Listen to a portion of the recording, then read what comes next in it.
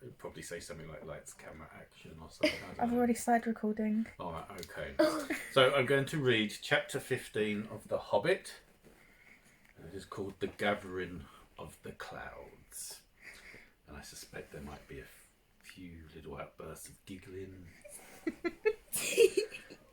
And people pretending to be cool. But there we go.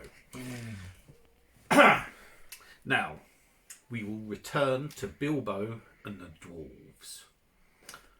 All night one of them had watched, but when morning came they had not heard or seen any sign of danger. But ever more thickly the birds were gathering. The companies came flying from the south, and the crows that still lived about the mountain were wheeling and crying unceasingly above. Something strange is happening, said Thorin. The time has gone for the autumn wanderings, and these are birds that dwell always in the land. There are starlings and flocks of finches, and far off there are many carrion birds, as if a battle were afoot. Suddenly, Bilbo pointed. "There is that old thrush again," he cried. "He seems to have escaped when Smaug smashed the mountainside. But I don't suppose the snails have." Sure enough, the old thrush was there. And as Bilbo pointed, he flew towards them and perched on a stone nearby. Then he fluttered his wings and sang. Then he cocked his head on one side as if to listen, and again he sang, and again he listened. "I believe he is trying to tell us something," said Balin, "but I cannot follow the speech of such birds. It is very quick and difficult. Can you make it out, Baggins?" "Not very well," said Bilbo. As a matter of fact, he could make nothing of it at all. "But the old fellow seems very excited." "I only wish he was a raven," said Balin. "I thought you did not like them. You seemed very shy of them when we came this way before." "Those were crows, and nasty, suspicious-looking creatures at that, and rude as well. You must have heard the ugly names they were calling after us. But the ravens are different. There used to be great friendship between them and the people of Thor, and they often brought us secret news, and were rewarded with such bright things as they coveted to hide in their dwellings. They live many a year, and their memories are long, and they hand on their wisdom to their children. I knew many among the ravens of the rocks when I was a dwarf lad. This very height was once named Raven Hill, because there was a wise and famous pair, old Kark and his wife, that lived here above the guard chamber. But I don't suppose that any of the ancient breed linger now." No sooner had he finished speaking than the old thrush gave a loud call and immediately flew away. "We may not understand him, but that old bird understands us, I am sure," said Balin. "Keep watch now and see what happens." Before long there was a fluttering of wings, and back came the thrush, and with him came a most decrepit old bird. He was getting blind, he could hardly fly, and the top of his head was bald.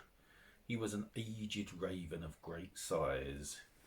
He alighted stiffly on the ground before them, slowly flapped his wings, and bobbed towards Thorin. "O Thorin, son of Thrain, and Balin, son of Fundin," he croaked.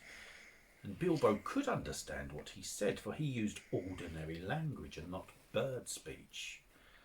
"I am Roke, son of Kark. Kark is dead, but he was well known to you once.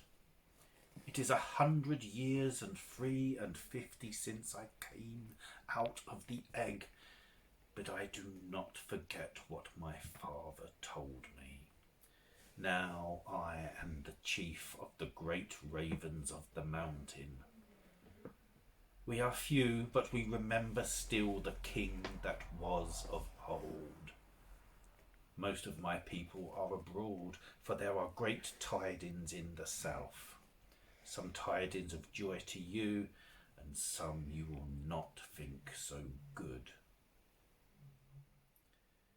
Behold, the birds are gathering back again to the mountain and to dale from south and east and west, for word has gone out that Smaug is dead.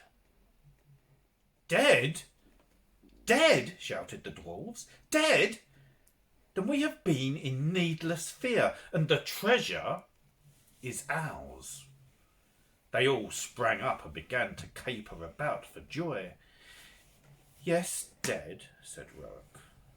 The thrush, may his feathers never fall, saw him die, and we may trust his words. He saw him fall in battle with the men of Esgaroth, the third night back from now, at the rising of the moon.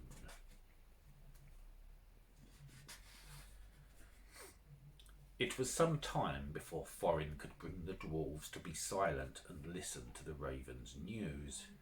At length, when he had told all the tale of the battle, he went on. So much for joy, Thorin Oakenshield. You may go back to your halls in safety. All the treasure is yours for the moment. But many are gathering hither besides the birds. The news of the death of the Guardian has already gone far and wide, and the legends of the wealth of Thror has not lost in the telling during many years. Many are eager for a share of the spoil. Already a host of elves is on the way, and carrion birds are with them, hoping for battle and slaughter. By the lake men murmur that their sorrows are due to the dwarves, for they are homeless, and many have died, and Smaug has destroyed their town. They too think to find amends from your treasure, whether you are alive or dead. Your own wisdom must decide your course. But 13 is small remnant of the great folk of Durin that once dwelt here and now are scattered far. If you will listen to my counsel, you will not trust the master of the lake men, but rather him that shot the dragon with his bow. Bard is he, of the race of Dale, of the line of Girion. He is a grim man, but true. We would see peace once more among dwarves and men and elves after the long desolation. But it may cost you dear in gold. I have spoken. Then Thorin burst forth in anger. Our thanks, Rourke, Kark's son. You and your people shall not be forgotten. But none of our gold shall thieves take, or the violent carry off while we are alive. If you would earn our thanks still more, bring us news of any that draw near. Also I would beg of you, if any of you are still young and strong of wing, that you would send messengers to our kin in the mountains of the north, both west from here and east, and tell them of our plight. But go specially to my cousin Dane in the Iron Hills, for he has many people well armed and dwells nearest to this place. Bid him hasten. I will not say if this counsel be good or bad, croaked Rourke, but I will do what can be done. Then off he slowly flew. Back now to the mountain, cried Thorin. We have little time to lose. And little food to use, cried Bilbo, always practical on such points. In any case, he felt that the adventure was, properly speaking, over with the death of the dragon in which he was much mistaken, and he would have given most of his share of the profits for the peaceful winding up of these affairs. "Back to the mountain!" cried the dwarves, as if they had not heard him. So back he had to go with them. As you have heard some of these events already, you will see that the dwarves still had some days before them. They explored the caverns once more and found, as they expected, that only the front gate remained open. All the other gates, except of course the small secret door, had long ago been broken and blocked by Smaug, and no sign of them remained. So now they began to labour hard in fortifying the main entrance and in making a new path that led from it. Tools were to be found in plenty that the miners and quarriers and builders of old had used, and at such work the dwarves were very skilled. As they worked, the ravens brought them constant tidings. In this way they learned that the elven king had turned aside to the lake, and they still had a breathing space.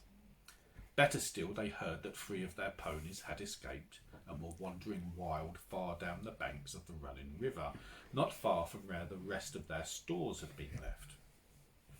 So while the others went on with their work, Philly and Killy were sent, guided by a raven, to find the ponies and bring back all they could.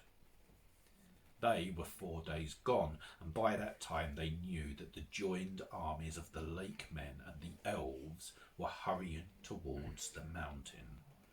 But now their hopes were higher, for they had food for some weeks with care, chiefly cram, of course, and they were very tired of it, but cram is much better than nothing, and already the gate was blocked with a wall of squared stones laid dry, but very thick and high across the opening. There were holes in the wall through which they could see or shoot, but no entrance. They climbed in or out with ladders and hauled stuff up with ropes. For the issuing of the stream they had contrived a small low arch under the new wall, but near the entrance they had so altered the narrow bed that a wide pool stretched from the mountain wall to the head of the fall over which the stream went towards Dale. Approach to the gate was now only possible without swimming along a narrow ledge of the cliff, to the right as one looked outwards from the wall. The ponies they had brought only to the head of the steps above the old bridge, and unloading them there had bidden them return to their masters and sent them back riderless to the south. There came a night when suddenly there were many lights as of fires and torches away south in Dale before them. "They have come," called Balin, "and their camp is very great. They must have come into the valley under the cover of dusk along both banks of the river." That night the dwarves slept little. The morning was still pale when they saw a company approaching. From behind their wall they watched them come up to the valley's head and climb slowly up. Before long they could see that both men of the lake, armed as if for war, and elvish bowmen were among them. At length the foremost of these climbed the tumbled rocks and appeared at the top of the falls. And very great was their surprise to see the pool before them, and the gate blocked with a wall of new-hewn stone.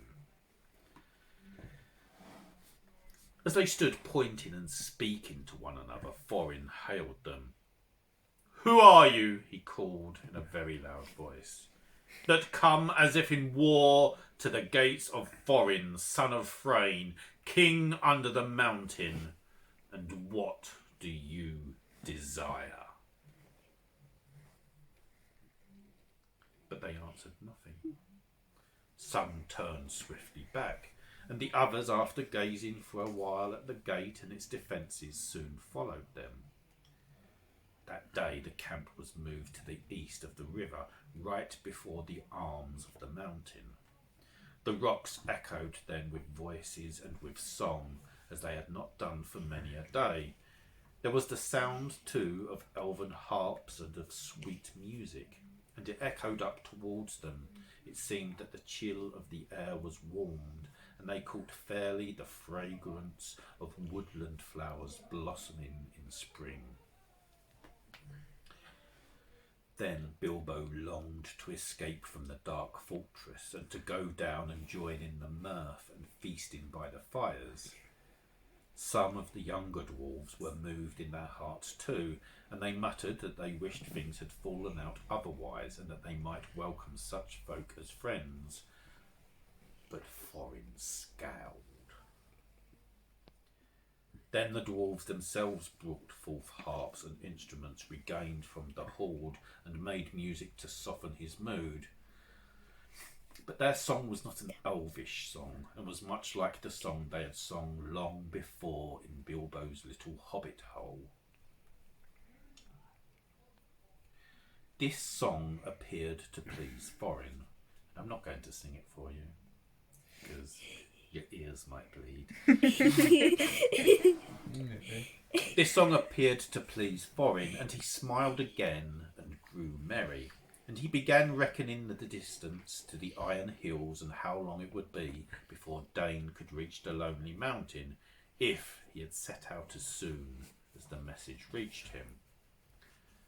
But Bilbo's heart fell, both at the song and the talk. They sounded much too warlike. The next morning, early, a company of spearmen were seen crossing the river and marching up the valley. They bore with them the green banner of the Elven King and the blue banner of the lake, and they advanced until they stood right before the wall at the gate. Again, Thorin hailed them in a loud voice.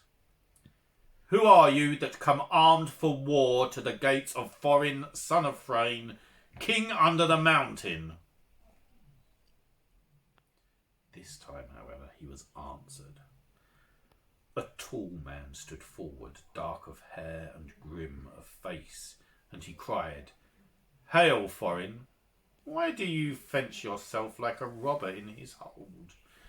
We are not yet foes, and we rejoice that you are alive beyond our hope. We came expecting to find none living here, yet now that we are met, there is a matter for a parley and a council." "Who are you, and of what would you parley?" "I am Bard, and by my hand was the dragon slain and your treasure delivered. Is that not a matter that concerns you? Moreover, I am by right descent the heir of Girion of Dale, and in your hoard is mingled much of the wealth of his halls and towns, which old Smaug stole. Is not that a matter of which we may speak? Further, in his last battle, Smaug destroyed the dwellings of the men of Esgaroth, and I am yet the servant of their master. I would speak for him and ask whether you have no fault for the sorrow and misery of his people. They aided you in your distress, and in recompense you have thus far brought ruin only, though doubtless undesigned." Now, these words were fair and true, if proudly and grimly spoken, and Bilbo thought that Thorin would at once admit what justice was in them. He did not, of course, expect that anyone would remember that it was he who discovered all by himself the dragon's weak spot, and that was just as well, for no one ever did. But also he did not reckon with the power that gold has upon which a dragon has long brooded, nor with dwarvish hearts. Long hours in the past days Thorin had spent in the treasury, and the lust of it was heavy on him. Though he had hunted chiefly for the Arkenstone, yet he had an eye for many another wonderful thing that was lying there, about which were wound old memories of the labours and the sorrows of his race. "You put your worst calls last, and in the chief place," Thorin answered. "To the treasure of my people no man has a claim, because Smaug, who stole it from us, also robbed him of life or home. The treasure was not his that his evil deeds should be amended with a share of it. The price of the goods and the assistance that we received of the lake men we will fairly pay in due time. But nothing will we give, not even a loaf's worth, under threat of force. While an armed host lies before our doors, we look on you as foes and thieves. It is in my mind to ask what share of their inheritance you would have paid to our kindred had you found the hoard unguarded and us slain. A just question, replied Bard, but you are not dead, and we are not robbers. Moreover, the wealthy may have pity beyond right on the needy that befriended them when they were in want, and still my other claims remain unanswered. I will not parley, as I have said, with armed men at my gate, nor at all with the people of the Elven King, whom I remember with small kindness. In this debate they have no place. Begone now ere our arrows fly, and if you would speak with me again, first dismiss the elvish host to the woods where it belongs, and then return, laying down your arms before you approach the threshold. The Elven King is my friend, and he has succoured the people of the lake in their need, though they had no claim but friendship on him, answered Bard. We will give you time to repent your words. Gather your wisdom ere we return. Then he departed and went back to the camp. Ere many hours were past, the banner bearers returned, and trumpeters stood forth and blew a blast. In the name of Esgaroth and the forest, one cried, we speak unto Thorin, Thrain's son Oakenshield, calling himself the king under the mountain, and we bid him consider well the claims that have been urged, or be declared our foe. At the least he shall deliver 1/12 portion of the treasure unto Bard as the dragon slayer, and as the heir of Girion. From that portion Bard will himself contribute to the aid of Esgaroth, but if Thorin would have the friendship and honour of the lands about, as his sires had of old, then he will give also somewhat of his own for the comfort of the men of the lake. Then Thorin seized a bow of horn and shot an arrow at the speaker. It smote into his shield and struck there, quivering. Since such is your answer, he called in return, I declare the mountain besieged.